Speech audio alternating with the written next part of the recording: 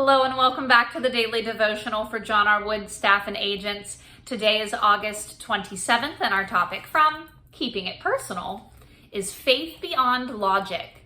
Our verse for today comes from 2 Kings chapter 4 verse 1, which says, "One day the widow of one of Elisha's fellow prophets came to Elisha and cried out to him."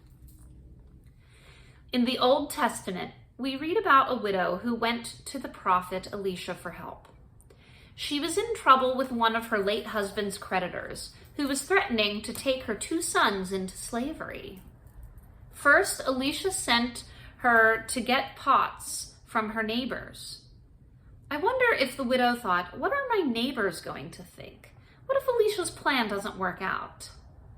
But she did what Elisha told her to do. Doing what God asks us to do is not always the easiest thing to do, and is not always the logical thing to do.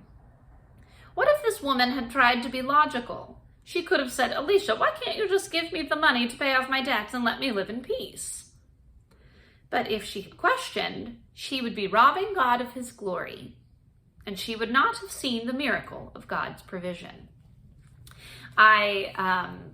I met with a mortgage lender a couple weeks ago, and he said, we have our 12 guiding principles at John R. Wood, and they have 12 guiding ethos, they call them.